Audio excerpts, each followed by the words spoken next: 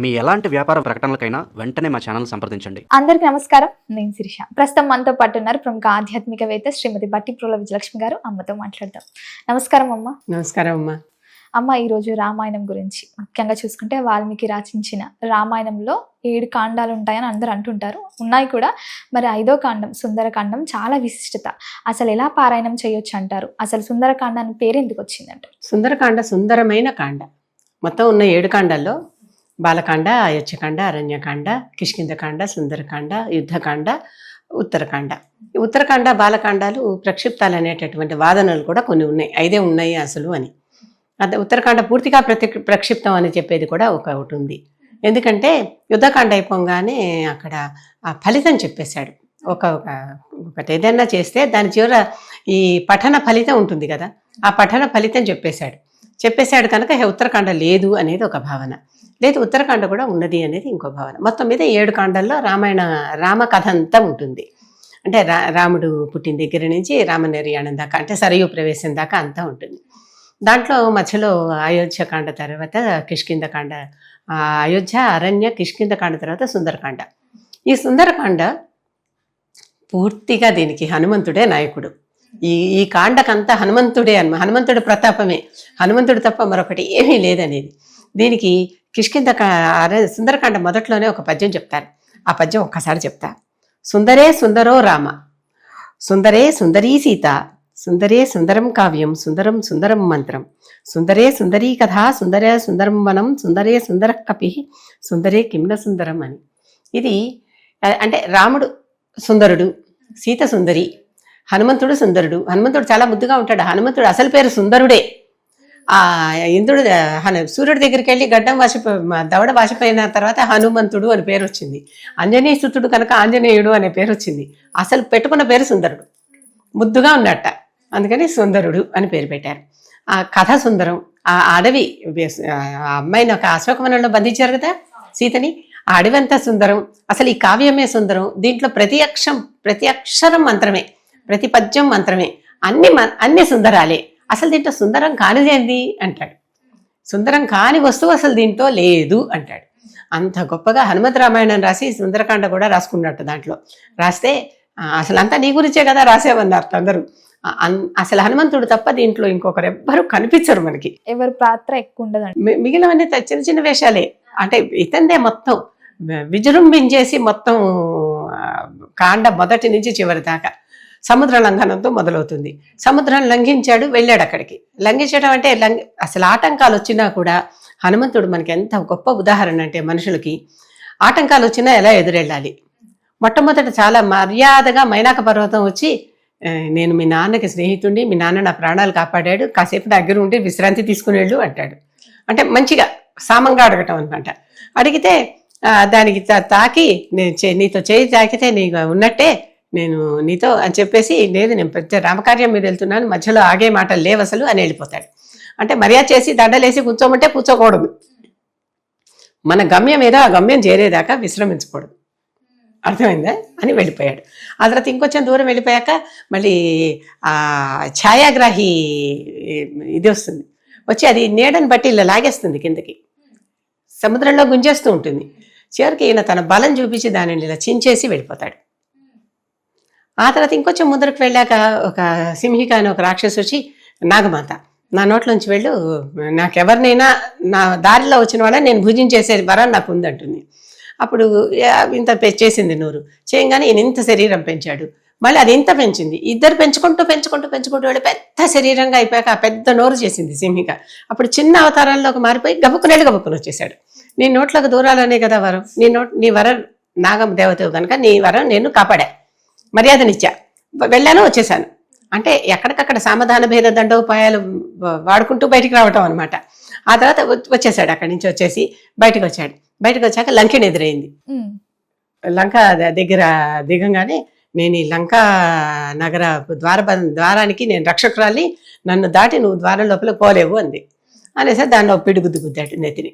అది వెంటనే నువ్వు గుద్దటం వల్ల నా శాపం పోయింది, నాకు స్వేచ్ఛ వచ్చేసింది, నేను వెళ్ళిపోతున్నాను. అది వెళ్ళిపోయింది.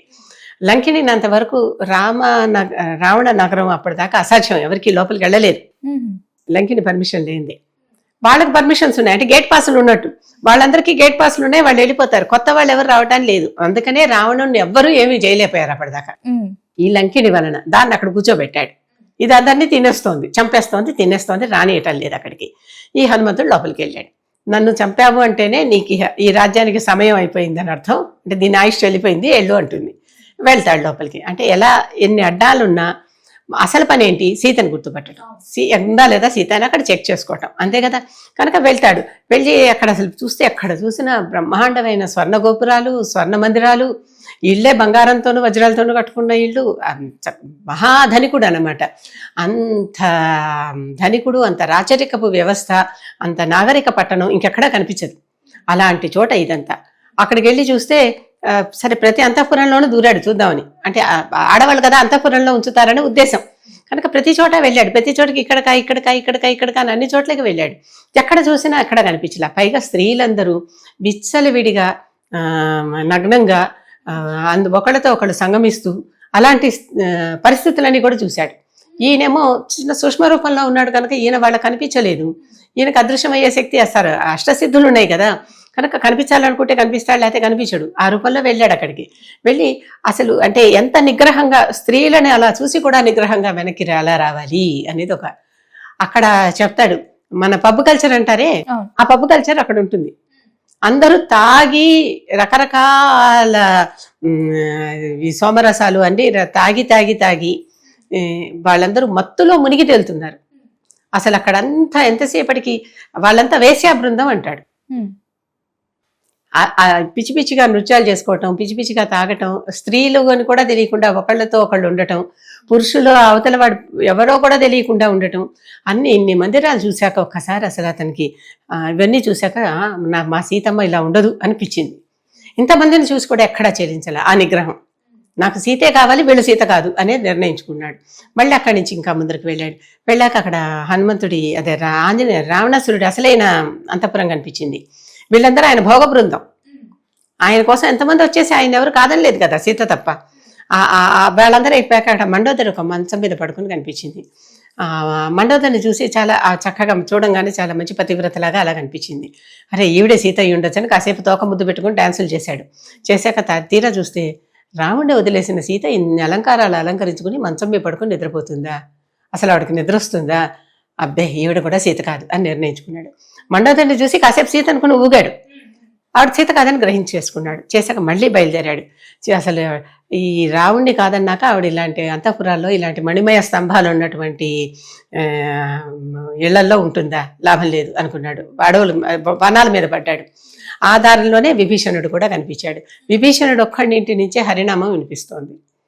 విభీషణుడు హరిభక్తుడు, హరినామం వినిపిస్తోంది కనుక ఈ విభీషణుడు ఎప్పటికైనా మనకి మేలు చేస్తాడు, అంటే మనకి సహకరిస్తాడు అనేది నిర్ణయించుకున్నాడు. అందుకే విభీషణుడు తిరిగి వచ్చి శరణు వేడినప్పుడు కూడా ఈయన్ని నమ్మచ్చు, ఈయనొక్కడే ఆ ఊరు మొత్తం మీద హరిభక్తుడు అని చెప్తాడు. హనుమంతుడు సర్టిఫై చేశాక రాముడు విభీషణుడిని తన వాటిలోకి చేర్చుకున్నాడు, తన సేనలోకి వెళ్తాడు. మళ్ళీ వెళ్ళి అక్కడ అడవుల్లో వెతుకుతుంటే ఒక చెట్టు కింద నీరసంగా ఈవిడ కనిపిస్తుంది, కూర్చుని ఉంది. చుట్టూ రాక్షసకాంతలుండి ఆవిడని ఏడిపిస్తున్నారు. నిన్ను తినేస్తాం, చంపేస్తాం, నీ నెత్తురు తాగేస్తాం, ఇలాంటి మాటలన్నీ అని ఆవిడ వేధిస్తున్నారు. అదే సమయంలో రావణాసురుడు కూడా చక్కగా ఒక పానపాత్ర పట్టుకుని మత్తిల్లి బాగా తాగేసి ఉండి సీతకు వచ్చి వార్నింగ్లు ఇస్తాడు. ఆ పక్కన రావణాసురుడు మరో భార్య జానమాలిని ఉండి ఆవిడ నీకెందుకు, నేను ఉన్నాను కదా, నిన్ను అన్ని రకాలుగా సంతృప్తి చెందుతాను, తీసుకురా అని భర్తని తీసుకెళ్ళబోతూ ఉంటుంది ఆవిడ. సీతను వదిలేయి అని. సీతకి మాత్రం నీకు ఇక్కడి నుంచి 4 రోజులు టైం ఇస్తున్నా, ఈ 4 రోజుల టైంలో నువ్వు మారిపోయి నా దగ్గరకు వచ్చావా సరే, నన్ను ఒప్పుకున్నావా సరే, లేదంటే మాత్రం నిన్ను వండించి నా వంటశాలలో అందరికీ భోజనం పెట్టిస్తా అంటాడు. మానవ మాంసం పెట్టిస్తా అంటాడు. సీత ఏవి చేసినా కూడా లొంగకుండా ఒక గడ్డి పరక తీసుకుని, గడ్డి పరకతో అయినా మాట్లాడతాను కానీ నీతో మాట్లాడను అన్నట్టుగా ఆ గడ్డి పరకతో నేను లొంగను, ఎప్పటికైనా నా రాముడు వస్తాడు, నన్ను తీసుకెళ్తాడు అని చెప్తుంది. అంత నమ్మకం. ఇవన్నీ ఈ చెట్టు మీద కూర్చుని ఈ కపి విన్నాడు వానరుడు. విన్నాక ఈవిడ సీత అని నిర్ధారణ అయిపోయింది. తనకు నిర్ధారణ అయిపోయింది. సరే ఆవిడని నమ్మించడం ఎట్లా, నేను రాముడు దూతనని. ఇక్కడ వీళ్ళందరూ రకరకాల శరీరాలు వేసుకుని ఉన్నారు. వీడు ఏ క్షణంలో ఏ శరీరం కావాలంటే కామరూపం ఆ శరీరం పొందుతున్నారు వాళ్ళు, ఆ విధంగా వస్తున్నారు వాళ్ళు. ఇలా దడిపిస్తున్న రావణాసురుని జానమాలిని నెమ్మదిగా దారి మళ్ళించి తీసుకెళ్ళిపోయింది. వెళ్ళిపోయాక సీత చాలా దుఃఖపడిపోయి ఎట్లాగో 4 రోజుల లోపల చంపేస్తాడు, అసలు నేను ఇక్కడ ఉన్నానని రాముడికి తెలిస్తే కదా రావటానికి, తెలియాలి కదా అని అనుకుని ఆ చెంగుని చెట్టు కొమ్మకి ముడివేసి ఉరేసుకుందాం. ఈ ఉరి వేసుకోవటం అంతకుముందు హనుమంతుడు కూడా ఒకసారి ఎక్కడా దొరకకపోతే నేను ఇప్పుడు సీత దొరకలేదని వెళ్ళి చెప్తాను వాళ్ళకి, ఏమవుతుంది అందరూ దుఃఖపడిపోతారు, సీత దొరకలేదు కనుక ఆ దుఃఖానికి ముందర రావణుడు చనిపోతాడు, రాముడు చనిపోతే లక్ష్మణుడు చనిపోతాడు, వీళ్ళిద్దరిని చూసి సుగ్రీవుడు చనిపోతాడు, స్నేహితుడు కదా. ఇది విని భరత లక్ష్మణ శత్రుఘ్నుడు వాళ్ళు అక్కడ చనిపోతారు, అందరినీ చంపేసి నేను వెళ్ళి ఈ సీత కనపడలేదనే వార్త చెప్పటం ఎందుకు వీళ్ళకి, కనుక నేనే చనిపోతా అనుకున్నాడు. అనుకుని అంటే మనిషిలో సూయిసైడల్ టెండెన్సీ గురించి చెప్పాలి ఇక్కడ. ఆ సూయిసైడల్ టెండెన్సీ నాకు ఇప్పుడు నేను చనిపోతే అవుతుంది, వాళ్ళకి వార్త చేరదు అంతే కదా, కనుక ఇంకా ఎక్కడో ఉందనుకుని ఎత్తుక్కుంటూ ఉంటారు అనుకుంటాడు. అనుకున్నాక మళ్ళీ అనుకుంటాడు, అసలైనటువంటి మనిషి అంటే ఏదైనా సాధించాలి కదా, అనుకున్న దాన్ని చేయాలి కదా, చేయకుండా నేను ఇలా మధ్యలోనే ఇలాగా నిర్వేదం చెంది నిస్పృహగా నిరాశగా ఇలా అయిపోవటం ఎందుకు, పోతే ఇంకా ఉంది సమయం, వెతుకుదాం, ఇంకా మిగిలిన చోటంతా కూడా వెతుకుదాం అని వనాల్లోకి బయలుదేరతాడు. అప్పుడు సీత కనిపిస్తుంది. అంటే ఎంత సూయిసైడల్ టెండెన్సీ వచ్చినా ఆ క్షణం కాసేపు ఆలోచించి నిగ్రహించుకుని నిలిస్తే చనిపోరు. అంటే అసలు చేయాల్సిన పని ఇంకా చాలా ఉంది, ఆ గెలవాలి, ఎక్కడో ఓటమి చెంది చనిపోవాలనుకుంటున్నారు, ఆ ఓటమి చెందటం కాదు, దాంట్లో గెలవాలి అనేటటువంటి ఊహ రావాలి, ఊహ వచ్చి ముందరికెళ్ళాలి. అప్పుడు వెళ్ళి అక్కడ ఆవిడ చనిపోదాం అనుకుంటుంది, అక్కడ ఆవిడ ఉరేసుకుని దానికి తలకి తగిలించుకుంటుంటే పైనుంచి నెమ్మదిగా ఒక రామాయణ గానం మొదలుపెట్టాడు. రాజా దశరథో నామ రథకుంజర వాజిమాన్ అని చెప్తున్నాడు. రథాలు ఉన్నాయి, గుర్రాలు ఉన్నాయి, ఏనుగులు ఉన్నాయి, అటువంటి గొప్ప రాజుగారు, ఒక రాజుగారు దశరథుడు అనేవాడు ఉన్నాడు అంటాడు. అనేసరికి ఇవిడ తలెత్తి చూసింది, ఎక్కడో చెట్టు మొదల్లో ఇంత ఉన్నాడు, కనిపించలా. ఎవరబ్బా అసలు మా మామగారు పేరెత్తారు ఇక్కడ ఇలాంటి చోట, ఆయన రాజ్యం ఉంది, ఆయనకి బోల్డ్ అంత సైన్యం ఉంది అని చెప్తున్నాడు ఎవరు అని. నెమ్మదిగా అప్పుడు ఒక్కొక్కటి కథ చెప్పుకుంటూ ఉన్నాడు. రామ కథ విని ఇవిడ నెత్తిమించి వేసుకున్న ఉరి ముసుగు తీసేసి వెంట మొదలెట్టింది. నెమ్మదిగా ఆయన చెట్టు దిగొచ్చి ఈవిడ కనిపించేంత రూపం దాల్చి, ఈవిడ రూపం అంత రూపం దాల్చి నమస్కరించి, అమ్మ నేను రామదూతని, రాముడు పంపగా వచ్చానంటాడు. నిన్ను నమ్మటం ఎట్లా అంది. ఏమో ఇంతమందిలాగా నువ్వు కూడా ముందర సంతోషపడిపోయింది, చాలా సంతోషపడిపోయి రాముడు బాగున్నాడా లక్ష్మణుడు బాగున్నాడా అని అన్నీ అడిగింది. ఆ పేర్లన్నీ ముందర ఈయనే చెప్పేశాడు. తర్వాత అనుమానం వచ్చింది, ఇది కూడా రావణమాయేమో, కావాలని నన్ను మోసం చేయడానికి ఇట్లా వచ్చాడేమో అని అనుమానం వచ్చి, అసలు నిన్ను నమ్మటం ఎట్లా, నువ్వు నిజంగా అక్కడి నుంచే వచ్చావని నమ్మటం ఎట్లా అని. అప్పుడు రాముడు ఇచ్చిన ఉంగరం చూపించి, ఇదిగోనమ్మా రాముడు ఉంగరం ఇచ్చాడు, ఈ ఉంగరం చూడు, ఈ ఉంగరం చూస్తే నీకు ఇది రాముడు అని నువ్వు గుర్తుపడితే ఇది ఆయింది అని ఇచ్చాడు. ఆ ఉంగరం రాముడిదే. ఆవిడ గుర్తుపట్టాక చాలా సంతోషించింది. ఆ తర్వాత అంటే విజయం సాధించాడు.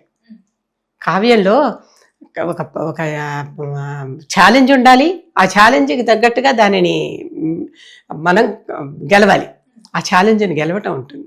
మధ్యలో ఎన్ని ఆటంకాలు ఎలా వచ్చాయో చూడు, ఎన్ని ప్రలోభాలు వచ్చాయో. ఆ పానశాలలో ఇతను కూడా తాగేసి మత్తుగా పడిపోయి ఉండొచ్చు. అవును. మళ్ళీ సీతను చూశాక తిరిగి వెళ్ళేటప్పుడు అక్కడ అలాగా ఒక వనంలో వీళ్ళందరూ తాగి అడ్డంగా పడిపోయి అల్లరి చేస్తూ ఉంటారు. అంటే తాగే అలవాటు అయితే ఉంది, అయినప్పటికీ ఇక్కడ తాగడు. ఇన్ని పబ్బులు చూసినా ఎక్కడ తాగడు, ఇంతమంది స్త్రీలను చూసినా ఎక్కడా చెలించడు, అంతమంది రాక్షసులు వచ్చినా అందరినీ ఎక్కడికక్కడ ఆపుకున్నాడు. చూసి అమ్మా లేదు నేను తీసుకెళ్ళిపోతా, నువ్వు నా భుజం మీద కూర్చో, నేను తీసుకెళ్ళిపోతా అంటాడు. ఈ భుజం మీద కూర్చుని వెళ్తే దగ్గరలో ఎక్కడన్నా పడిపోతే ఇవన్నీ ఏంటి, ఇదంతా ఆయన నా భర్తకేం గౌరవం, ఆయనే వచ్చి నన్ను తీసుకెళ్తేనే గౌరవం, కనుక ఆయన తీసుకురా అని. తీసుకొస్తానమ్మా తప్పకుండా, అలాగే మీ రాముడు లక్ష్మణుడు సుగ్రీవుడు మొత్తం మా వానర సైన్యం అంతా వచ్చి నిన్ను విడిపిస్తామని చెప్పింది. ఇక్కడ ఒక అంటే ఒక ఏమంటారు ఉపశమనం ఏంటంటే, రావణుడు నరుడు వానరుడికి తప్ప మిగిలినందరికీ పర్వాలని వాళ్ళని చంపకుండా వరం పొందాడు. నరుడు వానరుడు వీళ్ళు ఎంత చిన్న జీవులు ఆఫ్టర్ ఆల్ అనుకుని నరుడు వానరుడు నన్ను చంపేయడానికి అంత గొప్పవాళ్ళ అని వాళ్ళ గురించి తనకి మరణం రాకుండా వరం పొందలా, కనుక ఈ ఇద్దరు రూపంలోనే వాళ్ళు చంపగలరు. కనుక రాముడు ఎప్పుడు నరుడిలాగానే ప్రవర్తిస్తాడు కానీ దేవుడిలాగా ప్రవర్తించాడు. మొత్తం రామాయణంలో నేను మనిషినే అంటూ ఉంటాడు. ఏమన్నా అంటే ఎవరంటే ఆత్మానం మానుషం మనియే, నేను మనిషిని అంటాడు. దశరథుడు కొడుకుని నేను మనిషినే అని చెప్పుకుంటాడు అందరికీ కూడా, ఆ విధంగానే అలాగే చెప్పుకుంటాడు. ఈ హనుమంతుడు ఏం చేశాడు, ఇప్పుడు చూశాడు ఈ రావణాసురుడికి ఇంత బలం ఉంది, ఇంత ఐశ్వర్యం ఉంది, ఇంత భోగం ఉంది, కనుక వీటన్నిటిని తగ్గించేయాలి. తగ్గిస్తే మదం అణుగుతుంది, అప్పుడు కొంచెం భయం అనేది వస్తుంది. ఒక్క హనుమంతుడు వచ్చి ఎంత చేయగలిగాడు చూపటానికి గాను ఈ హనుమంతుడు ఒక్కడితో ఒక్కసారి పోయి ఆ వనమంతా నాశనం చేసి పారేశాడు. వన రక్షకులందరూ రాక్షసులు ఉన్నారు కదా, వాళ్ళందరినీ చంపేశాడు. వాళ్ళ వెనకాల రావణాసురుడు బోళమంది సైన్యాన్ని పంపించాడు. ఇదంతా సుందరకాండ కథలో ఉంటుంది. వాళ్ళందరినీ చంపేశాడు. చివరికి అక్షకుమారుడు రావణాసురుడు కొడుకును కూడా చంపేశాడు. అంతమందిని చంపేశాడు. చివరికి ఇంద్రజిత్తును పంపించాడు. ఆ ఇంద్రజిత్తును పంపిస్తే, ఇంద్రజిత్ అంటే ఇంద్రుడిని గెలిచినవాడు కనుక అతని పేరు ఇంద్రజిత్, కానీ అసలు పేరు మేఘనాథుడు. మేఘనాథుడిని పంపించాడు. మేఘనాథుడిని పంపిస్తే మేఘనాథుడు ఇతని మీదకి బ్రహ్మాస్త్రం వేశాడు. బ్రహ్మాని గౌరవించటం కోసంగాను ఇంకోటి, ఈ బ్రహ్మాస్త్రంతో నన్ను తీసుకుపోయి రావణాసురుడి దగ్గర నుంచోబెడతాను అనుకుంటున్నారు కదా వీళ్ళు, కనుక రావణాసురుడిని చూడటానికి ఇది ఒక అవకాశం అని ఒప్పుకుంటాడు. ఒప్పుకుని ఆ బ్రహ్మాస్త్రాన్ని కట్టుబడతాడు. వీళ్ళ చంపిన వాళ్ళందరినీ, అంటే పెద్ద పెద్ద సైన్యాన్ని, మహానాయకుల్ని చంపేశాడు. నాయకుల్ని చంపేశాడు. రావణుడు కొడుకుని చంపేస్తే రావణుడికి ముందర అసలు భయం కదా, అది జరిగింది. మేఘనాథుడి ద్వారా బ్రహ్మాస్త్రానికి, మేఘనాథుడు అమాయకంగా ఏం చేశాడంటే, బ్రహ్మాస్త్రం వేశాక అస్త్రానికే కట్టుబడి ఉంటారు. మంత్రపూరితమైంది అది. అస్త్రం అంటే మంత్రపూరితం, శస్త్రం అంటే మామూలుది. శస్త్రం అంటే మామూలు ఏదైనా వస్తువుతో తయారు చేసింది, ఒక పదార్థంతో తయారు చేసింది. ఇనుముతోనో, రాగితోనో, రేకుతోనో, అదే దేనితోనో, అలా ఇత్తడితోనో తయారు చేసినటువంటిది, చెక్కతోనో. తాడు కట్టేశాడు. మళ్ళీ తాడు కట్టేసరికి బ్రహ్మ బంధం తెగిపోయింది. అంటే అది ఉండదు ఇంకా. ఒక సూత్రంతో, కనిపించని సూత్రంతో బంధించాడు.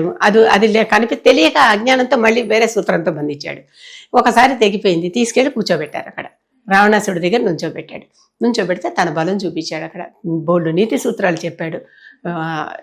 నేనొక్కడిని వచ్చి నీకు ఇంత చేయగలిగానంటే, మిగిలిన ఊహించుకో, మా వాళ్ళందరూ వస్తే అట్లా ఉంటుంది, నేను ఒక్కడనే వచ్చా. ఇలా నాలాంటి వాళ్ళు అక్కడ బోల్డంత మంది ఉన్నారు, నాకంటే మించిన వాళ్ళు ఉన్నారు, అలా చెప్తాడు. నాకంటే మించిన వాళ్ళు ఉన్నారు, నాలాంటి వాళ్ళు బోల్డంత మంది ఉన్నారు, నన్ను మించిన వాళ్ళు ఉన్నారు, కొద్దిగా తక్కువ వాళ్ళు ఉన్నారు, ఇంతమంది వచ్చి నీ మీద పడితే నువ్వేమైపోతావు, ఊహించుకో, సీతను వదిలి అని ఇన్ని రకాలుగా. నేను ఆఫ్టర్ ఆల్ ఒక గంతులో దాటి వచ్చేసా నీ సముద్రాన్ని, ఈ సముద్రం గొప్ప రక్ష అనుకుంటున్నావు, నీ లంకిని ఒక గుద్దుతో చంపేశా, అది రక్ష అనుకున్నావు అని ఇలా భయపడతాడు అనమాట. రావణుడు గొప్పతనం గురించి, తన పరాక్రమంతో తను ఏమి సాధించాడు అనే దాని గురించి బోళ్ళు చెప్పి భయపడతాడు. వీడు అనవసరంగా ఎక్కువ వాగుతున్నాడు, వీడి తోకకి నిప్పంటించి వదలమన్నాడు రావణాసురుడు. ముందర అసలు చంపేయమన్నాడు. విభీషణుడు అడ్డం పడి చంపకూడదు, దూతను చంపకూడదు, వాళ్ళ మాట కదా చెప్పాడు, తన మాట కాదు కదా, కానీ చూసొస్తే కాల్చి రమ్మన్నాడని ఒక సామెత వస్తుంది చూడు. హనుమంతుడి గురించే రావుడు ఏమీ చెప్పలా, సీతను చూసి రమ్మన్నాడు అంతే. అంటే ఇన్ని పనులు చేశాడు రావుడి పేరు చెప్పుకుని. రావుడు ఇంతకీ ఇవన్నీ చెయ్యాలని తను నియోగించలా. వచ్చి ఆ నిప్పు అంటించారు కదా, మహా సరదాగా ఉంది, బాగుంది కదా అని తోక పెట్టి వాళ్ళ ఐశ్వర్యాన్నంతా తగలెట్టేశాడు. వాళ్ళ ఇళ్ళు, వాళ్ళ ఆస్తులు, వాళ్ళ మంటపాలు, మందిరాలు అన్నీ తగలబెట్టేశాడు. అసలు ఏమీ లేకుండా అందరు నిటనులుగా నేల మీద నుంచున్నారు. అంటే వాళ్ళ ఐశ్వర్యం నాశనం చేశాడు, వాళ్ళ ధనం నాశనం చేశాడు, వాళ్ళ భోగ మందిరాలన్నీ నాశనం చేశాడు, మళ్ళీ వాళ్ళ వనాలు నాశనం చేశాడు, వనరక్షకుల్ని చంపాడు, ఆయన కొడుకునే చంపాడు. ఇన్ని చేసి అప్పుడు సీత దగ్గరికి వచ్చి, అమ్మ నేను వెళ్ళి రాముడికి నీ మాట చెప్తాను, గుర్తుగా ఏమన్నా ఇస్తావంటే ఆవిడ చూడమని ఇచ్చింది. చూడమని అంటే పాపిడి బిళ్ళ. ఈ పాపిడి బిళ్ళ స్త్రీలందరూ ఇప్పటికి కూడా పాపిట్లో కుంకుమ పెట్టుకోవటం. నార్త్ ఇండియాలో కొంతమంది పెళ్ళయ్యాక తప్పనిసరిగా ఇక్కడ పాపిడి బిళ్ళ పెట్టుకుంటారు, వదలరు వాళ్ళు. అది ఒక ఆచారం అనమాట. తప్పనిసరిగా పాపిడి బిళ్ళ మనకి ఉండేది, నెమ్మదిగా సౌత్ ఇండియాలో కొన్ని పోయాయి, నార్త్ ఇండియాలో ఇంకా కొన్ని ఉన్నాయి. అలాగే సౌత్ ఇండియాలో కొన్ని ఉన్నాయి, నార్త్ ఇండియాలో అవి పోయాయి. ఆ విధంగా ఆ పాపిడి బిళ్ళ తీసిచ్చి ఇది నా గుర్తుగా రాముడికి ఇవ్వు, ఆయన గుర్తుపడతాడు అని చెప్తూ, ఈ చూడామణి కానీ ఉంగరం కానీ ఇచ్చారా లేదా, దాని మీద అసలు రామాన అక్షరాలు ఉన్నాయని, లిపి లేదు కదా అప్పటికి, కనుక రామ అక్షరాలు ఎక్కడి నుంచి వచ్చాయనే వాదన ఒకటి ఉంది. కనుక ఉత్త ఉంగరమే ఇచ్చాడని అనుకోవాలి, రాముడు తన ఉంగరం ఇచ్చాడు అనుకోవాలి. ఈవిడ చూడమని ఇస్తూ కాకి కథ ఒకటి చెప్పింది, కాకాసురుడు కథ చెప్పింది. రాముడికి నిద్రపోతూ ఉంటే రాముడికి కూడా పాదాలు ఒత్తుతూ ఉంది వనవాసంలో ఒకసారి. అప్పుడు ఆ కాకాసురుడు సీతను అసురుడు కాకి రూపంలో వచ్చి సీతని గుండె మీద పొడుస్తూ ఉన్నాడు. సీతకు రక్తం కారుతోంది. రక్తం కారుతున్నా తను కదిలితే పాపం భర్త లేస్తాడని ఇవిడ లేవకుండా కాళ్ళు ఒత్తుతోంది. ఆ రక్తం చుక్క కింద పడింది, ఆయన పాదాల మీద పడి ఆయనకి మెలకు వచ్చింది. మెలకు వచ్చి లేచాడు. లేచి నా భార్యని ఇంత వేధిస్తావా అని బ్రహ్మాస్త్రం తీసి కాకాసురుడిని వధించాడు. పిచ్చుకు మీద బ్రహ్మాస్త్రం అంటాడు చూడు, పిచ్చుకు మీద కాదు కాకి మీద అనమాట. అది చేసి ఆ విధంగా ఆ కథ గుర్తు చేస్తుంది. అంత చిన్న కాకి నుంచే నన్ను రక్షించాడు, ఈ రాక్షసుడి నుంచి నన్ను రక్షించమని అడిగానని చెప్పు అంటుంది.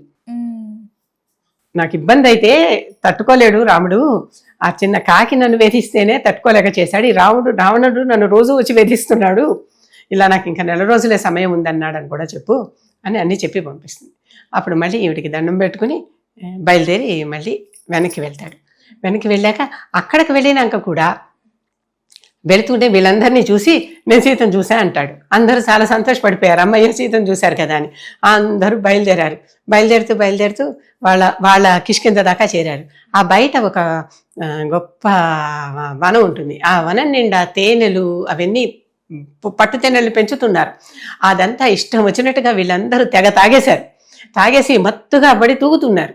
ఆనందం అనమాట. They are celebrating the victory. వెళ్ళి చూసి జయించుకొచ్చాడు అనేటటువంటి విక్టరీ. అన్నీ చేసి వీళ్ళందరూ ఆనందపడ్డారు. అంత ఆనందపడ్డాక పద అసలు రాముడికి చెప్పాలి, ఆయన ఎదురు చూస్తున్నాడు, మనం ఇక్కడ ఈ దీనికి అంతటికి కాపలాగా ఉన్నటువంటి రాజుగారు వెళ్ళి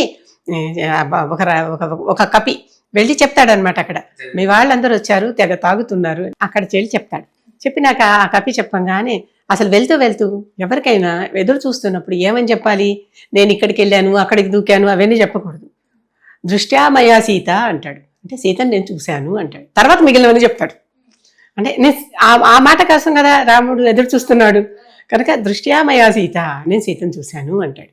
అనేసరికి అమ్మయ్య చాలు. తర్వాత తను ఎలా చూశాడు, ఎలా వెళ్ళాడు అవన్నీ వివరాలు మళ్ళీ మొత్తం చెప్పుకొచ్చాక అసలు చాలా రాముడు ఆనందపడిపోయి కావాలించుకుంటాడు. నా ప్రాణం నిలబెట్టావు అంటాడు. అని మనం అందరం బయలుదేరి యుద్ధానికి వెళ్ళి ఎక్కడుందో తెలిసింది, ఎలా ఉందో తెలిసింది కనుక మనం అందరం వెళ్దామని నిర్ణయించుకుంటారు. ఇది ఈ సుందరకాండలో ఉన్న కథ. దీంట్లో అంతా హనుమంతుడు కథ తప్ప మిగిలిన పాత్రలన్నీ కొంచెమే ఉంటాయి. అమ్మ, ముఖ్యంగా మరి సుందరకాండ పారాయణం చేయాలనుకుంటే ఎలా పాటించవచ్చు? సుందరకాండలో ప్రతి అక్షరం మంత్రం, ప్రతి అక్షరం మంత్రం, ప్రతి శ్లోకం మంత్రం, ప్రతి దాంట్లో సర్గలు అని ఉంటాయి. సర్గలుగా ఉంటాయి అవి. అంటే రోజుకో సర్గ చదవడం ఒక సంప్రదాయం. ఏ పుస్తకం తీసుకున్నారు అంటే తులసి రామచరితమానసం తీసుకోవచ్చు, వాల్మీకి రామాయణం తీసుకోవచ్చు, ఇంకా చాలామంది రాశారు కదా రామాయణాలు, చాలా రామాయణాలు ఉన్నాయి. వాటిలో ఏది తీసుకున్నా కూడా చక్కగా రోజుకో సర్గ చొప్పున చదువుకుంటూ వెళ్ళి ఆ రోజుకో సర్గ పారాయణ చేయటం ఒక పద్ధతి. అది కరెక్ట్ అయిన పద్ధతి. మొత్తం కొన్ని అంటే సర్గల సంఖ్య నేను చెప్పట్లేదు, ఎందుకంటే ఒక్కొక్క రామాయణంలో కొన్ని సర్గల సంఖ్యలు మారినాయి కనుక ఆ సర్గలు అలా పారాయణం చేసుకుంటూ వెళ్ళి అన్ని సర్గలు పారాయణ చేసి ఆ చివరి రోజున హనుమంతుడికి అంటే రోజు హనుమంతుడికి పూజ చేయాలి. చివరి రోజున హనుమంతుడికి ఒక వడమాల కానీ ఏమన్నా వేస్తే ఆయనకి ఇష్టం కదా, తమలపాకు మాల కానీ వడమాల కానీ వేసి హనుమంతుడి పూజ చేసుకుంటే ఎంత క్లిష్టమైన కార్యమైనా కూడా ఆయన మనకి ఎంత కష్టమైన పని ఇదంతా వెళ్ళి అలా సముద్రం ఎంత కష్టమైన పని చేశాడు, అసలు ఎవ్వరు చేయలేనటువంటి పని చేశాడు. అటువంటి ఎంత క్లిష్టమైన కార్యమైనా మనకు ఆయన చేసేలాగా వరం ఇస్తాడు, అనుగ్రహిస్తాడు, ఆ సాధించే శక్తిని ఇస్తాడు అని నమ్మకం. కనుక రోజుకో సర్గ చొప్పున పారాయణ చేయండి, అది కరెక్ట్ అయిన పద్ధతి. ఎక్కువగా చేసేసి అలసిపోయి ఇంకా అవ్వలేదా అని చేసుకుంటూ ఉంటారు, అది పద్ధతి కాదు అసలు. కనుక రోజుకో సర్గ చేసి ఆ సర్గలో కొన్నిసారి ఎక్కువ శ్లోకాలు ఉండొచ్చు, కొన్నిసార్లు తక్కువ శ్లోకాలు ఉండొచ్చు. రోజుకో సర్గ అంటే ఒక అధ్యాయం అవుతుంది అనమాట, ఒక పార్ట్ కొంత భాగం అవుతుంది. అదైపోయాక మళ్ళీ తర్వాత మిగిలినవి. ఆటంకాలు వస్తే ఎలా నిరోధించాలి, సామధాన భేద దండోపాయాలు ఎక్కడెక్కడ వాడాలి. సామం మైనాకుడింది, సామం ఊరికి అలా తాకి వెళ్ళిపోయాడు, దండం ఆవిడని ఇలా చీల్చేశాడు. అవునా, ఆవిడకి దానంలాగా లోపలికి వెళ్ళి ఇలా వచ్చేసాడు. ఈవిడికేమో భేదోపాయం అంటే మొత్తం మీద లంకెణిని చేసేసి వెళ్ళిపోయాడు. మొత్తం మీద ఈ 4 ఉపాయాలు చేసి వెళ్ళాడు. అక్కడ అంతమంది మనోహరమైనటువంటి అసలు వస్త్రాలు ధరించినటువంటి స్త్రీలు కనిపించిన, అన్ని భోగ పాత్రలు, అన్ని భోగ వస్తువులు అక్కడ కనిపించిన స్త్రీలతో సహా. ఆ రోజుల్లో స్త్రీలు వస్తువులతోనే సమానం. అందుకనే ఈ రోజుల్లో కూడా ఎవరెవరిలాగా ఉండాలి అనేది ఆ రామాయణ పాత్రలో, రామాయణంలోని రావణ అంతఃపురంలో వేసేలాగా అంటే వస్త్రధారణ చేసుకుంటారా, లేదా మామూలుగా అందరిలాగా మండోదరి మంచిగా ఉంటుంది, సీత మంచిగా ఉంటుంది, అలా చేసుకుంటారా అని అందరికీ ప్రశ్న అనమాట. ఏది మీరు ఒప్పుకుంటున్నారు, మీరు ఏ రూపంలో ఉండాలని మీరు భావిస్తున్నారు? అలాంటి వాళ్ళని చూసినా చలించకుండా ఉన్నటువంటి నిగ్రహం, ఆ నిగ్రహం ఒకటి, ఆ పట్టుదల ఒకటి. చనిపోదామని అనుకున్నప్పటికీ కూడా చనిపోతే ఏమొస్తుంది, ఎలా అయినా నేను సీతను కనిపెట్టకపోతే ఇంకా ఎవరు వస్తారు, అసలు నేనే ఎంతో ఇబ్బందుల మీద వచ్చాయి ఇక్కడికి, కష్టపడి మొత్తం మీద రామనామాన్ని నమ్ముకుని వచ్చాయి ఇక్కడికి.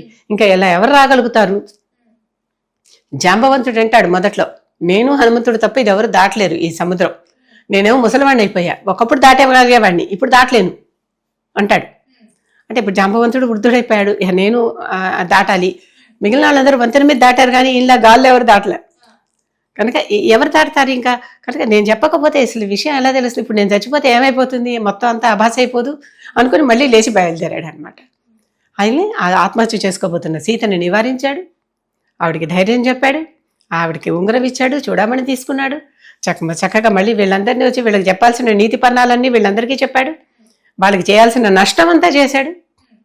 అసలు సగం లంక కుదేలైపోయింది హనుమంతుడు వచ్చేసరికి, హనుమంతుడు వచ్చి వెళ్ళేసరికి. ఇక మిగిలిన సగం లంకని వీళ్ళందరూ జయించారు. అమ్మ మొత్తం మీద మాకు తెలియని ఎన్నో మంచి విషయాలు తెలియజేసినాక ధన్యవాదాలు.